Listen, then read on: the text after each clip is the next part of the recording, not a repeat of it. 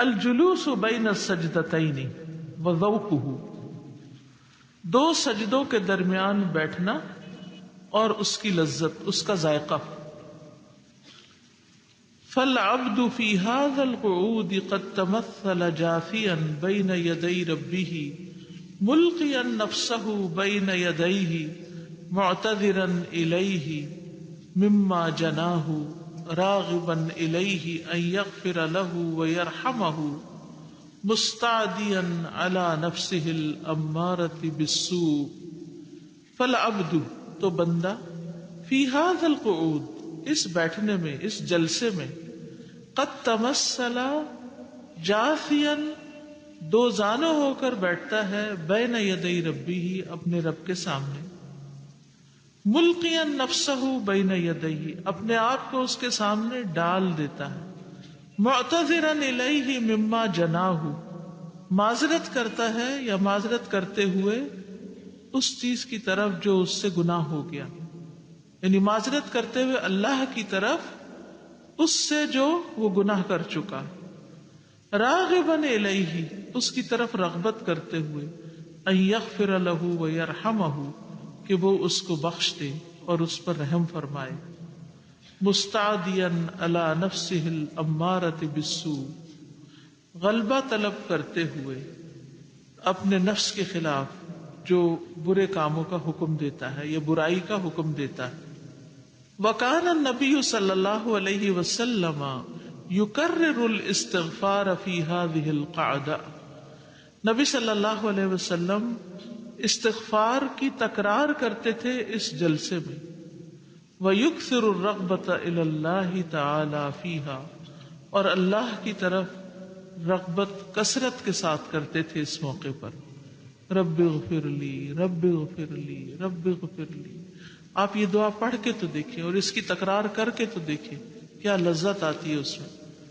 فَمَثِّلْ نَفْسَكَ، تو تصور کرو اپنے آپ کو، بمنزلۃ غریم علیہ حق اللہ وانت کفیل بہ، والغریم مماطل مخادع وانت مطلوب بالکفالۃ، والغریم مطلوب بالحق، فانت تستعدی علیہ حتی تستخرج ما علیہ من الحق لتتخلص من المطالبۃ، والقلب شریک النفس فی الخیر والشر والثواب والعقاب والحمد والذم، والنفس من شأنها الإباق والخروج من رق العبودية وتضييع حقوق الله التي قبلها، والقلب شريكها إن قوي سلطانها وأسيرها، وهي شريكه وأسيره إن قوي سلطانه. فمثل نفسك، تو تصور کرو اپنے آپ کو، بمنزلۃ غریم علیہ حق اللہ، ایک مقروض شخص کی طرح، علیہ حق اللہ، جس پر اللہ کا حق یعنی قرض ہے، وانت کفیل بہ، اور تم اس کے ضامن ہو، والغریم مماطل مخادع، اور مقروض جو ہے وہ ٹال مٹول کر رہا ہے اور دھوکہ دے رہا ہے، وَأَنْتَ مَطْلُوبٌ بِالْكَفَالَةِ، اور آپ سے ضمانت مطلوب ہے کہ آپ اس کے ضامن ہیں، وَالْغَرِيمُ، اور مقروض مطلوب بالحق، اس سے حق کی واپسی مطلوب ہے، یعنی مقروض سے قرضہ مطلوب ہے کہ واپس لینا ہے. فَأَنْتَ تَسْتَعْدِي عَلَيْهِ، تو آپ اس پر غالب آتے ہیں، حَتَّى تَسْتَخْرِجَ مَا عَلَيْهِ مِنَ الْحَقِّ، یہاں تک کہ آپ نکلوا لیتے ہیں جو اس پر ہوتا ہے حق میں سے، یعنی جو قرضہ لینا ہوتا ہے وہ نکلوا لیتے ہیں. لِتَتَخَلَّصَ مِنَ الْمُطَالَبَةِ، تاکہ آپ اس مطالبے سے خلاصی پا لیں. وَالْقَلْبُ شَرِيكُ النَّفْسِ فِي الْخَيْرِ وَالشَّرِّ، اور دل جو ہے وہ نفس کا شریک ہوتا ہے خیر و شر میں، یعنی اس کے ساتھ مل جاتا ہے. اگر نفس کے اندر خیر ہے تو دل میں بھی خیر ہوگی، دل میں خیر ہے تو نفس میں بھی خیر ہوگی. والثواب والعقاب، اور ثواب اور سزا میں، جزا و سزا میں، والحمد والذم میں، اور حمد اور ذم میں، یعنی نفس کے اندر جس چیز کی تعریف ہوتی ہے تو دل بھی کرتا ہے.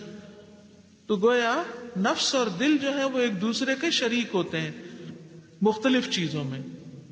والنفس من شأنها الإباق، اور نفس کا حال یہ ہے کہ وہ غلام کی طرح بھاگتا ہے، یعنی بھاگنے والی کیفیت میں ہوتا ہے.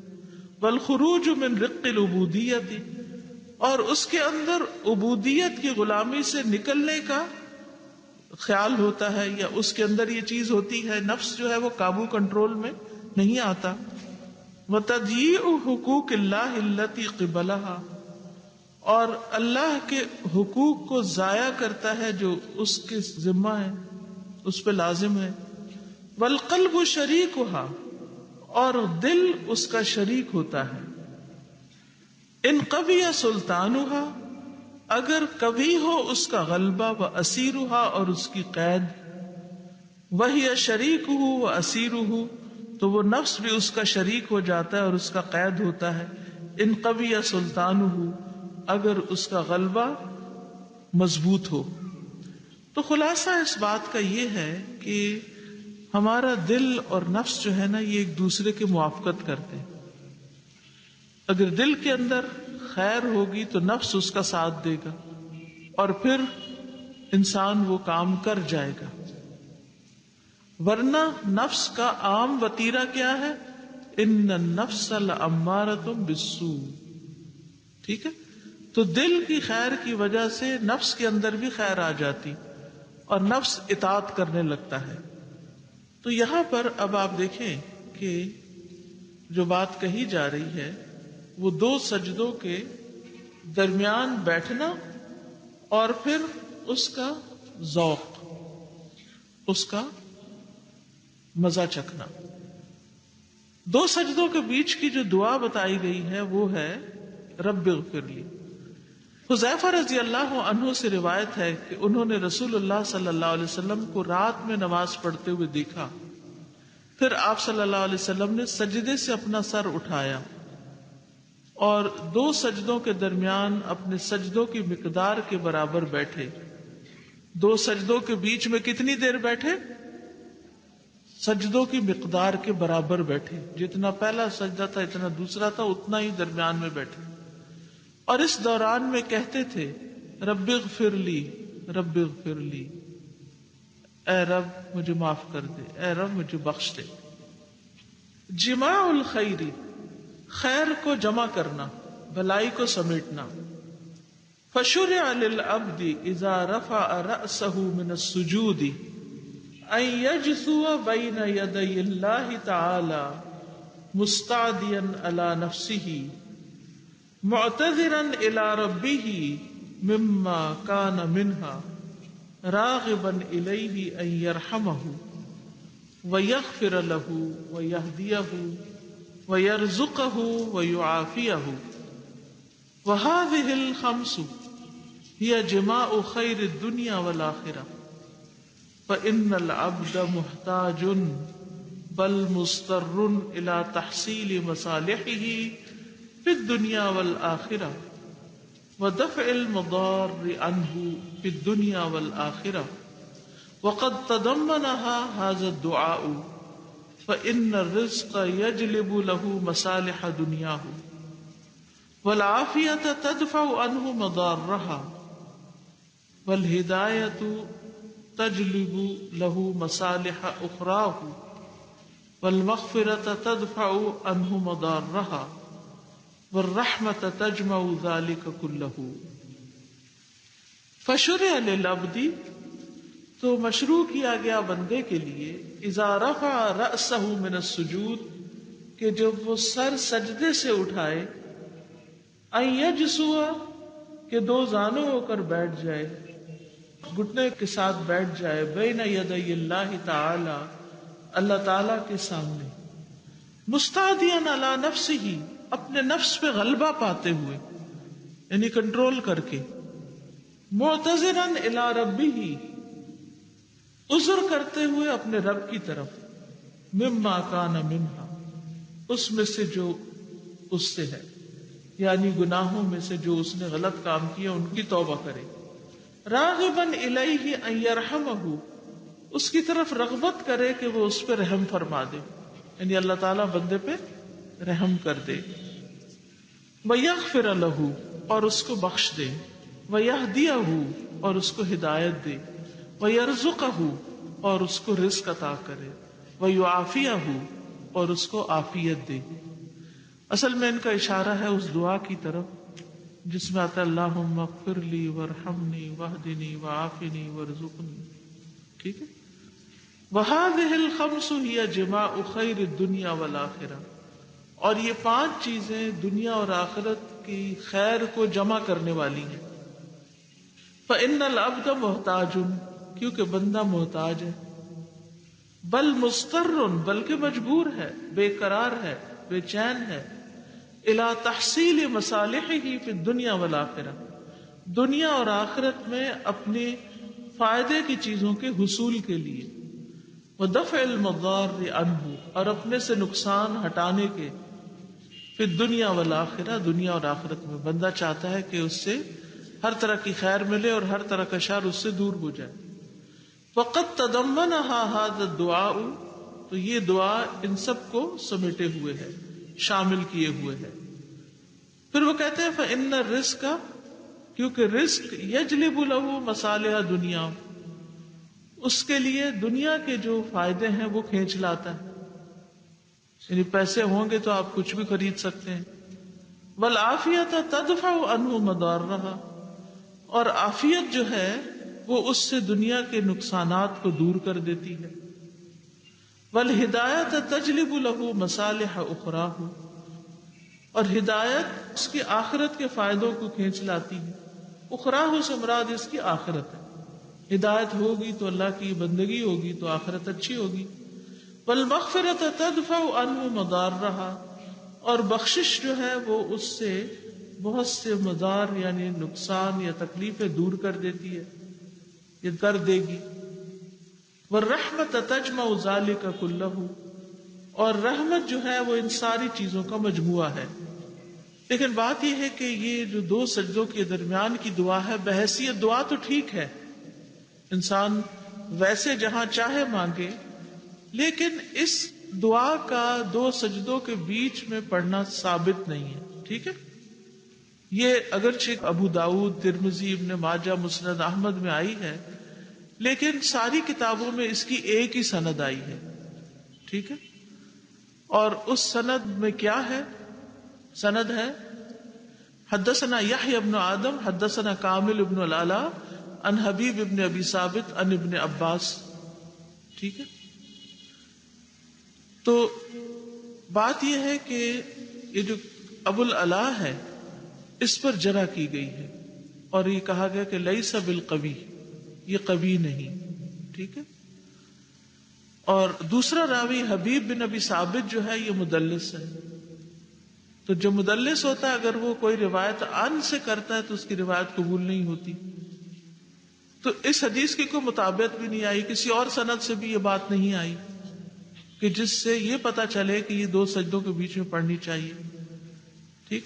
یعنی ضعیف روایات میں تو ہے، لیکن اگر آپ ویسے یہ دعا پڑھتے ہیں، نماز کے بعد پڑھ لیتے ہیں یا کسی بھی وقت دعا کرتے ہیں اپنے لیے، تو بہت اچھی دعا ہے، آپ مانگیے. جیسے وضو کے بعد کی دعا جو ہے رب اغفر لی ذنبی ووسع لی فی داری، وہ بھی اسی طرح وضو کے بعد ثابت نہیں، ویسے آپ پڑھیں بے شک، کوئی حرج نہیں.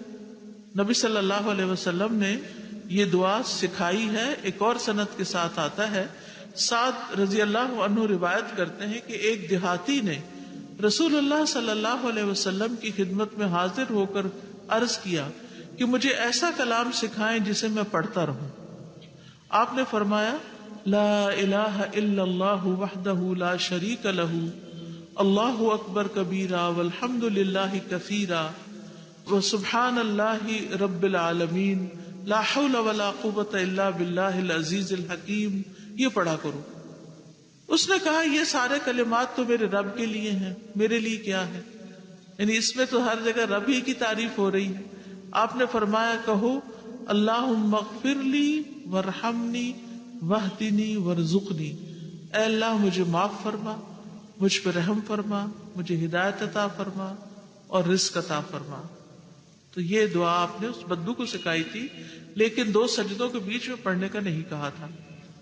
اسی طرح صحیح مسلم کی روایت میں آتا ہے کہ رسول اللہ صلی اللہ علیہ وسلم ہر مسلمان ہونے والے آدمی کو اللہم اغفر لی ورحمنی واہدنی وارزقنی سکھاتے۔ پھر صحیح مسلم میں ہے جب کوئی شخص مسلمان ہوتا تو نبی صلی اللہ علیہ وسلم اسے نماز سکھاتے، پھر اسے حکم کرتے کہ وہ ان کلمات سے دعا مانگے، اللہم اغفر لی ورحمنی واہدنی وعافنی وارزقنی۔ اور یہ جو کلمات ہیں یہ انسان کے لیے بہت فائدے کے ہیں۔ عبداللہ بن ابی اوفا بیان کرتے ہیں کہ ایک شخص نبی صلی اللہ علیہ وسلم کی خدمت میں آیا اور کہنے لگا، میں قرآن سے کچھ یاد نہیں کر سکتا، مجھے کچھ سکھا دیجیے، یعنی مجھے قرآن حفظ نہیں ہوتا، جو میرے لیے قرآن کی قرات سے کفایت کرے۔ آپ نے فرمایا، تم سبحان اللہ والحمد للہ ولا الہ الا اللہ واللہ اکبر ولا حول ولا قوة الا باللہ، یہ پڑھا کرو۔ وہ کہنے لگا، اے اللہ کے رسول، یہ تو اللہ عز و جل کے لیے ہوا، میرے لیے کیا ہے؟ آپ نے فرمایا، کہا کرو اللہم ارحمنی وارزقنی وعافنی واہدنی، پڑھا کرو، اے اللہ مجھ پہ رحم فرما، مجھے رزق دے، مجھے عافیت دے اور مجھے ہدایت عطا کر۔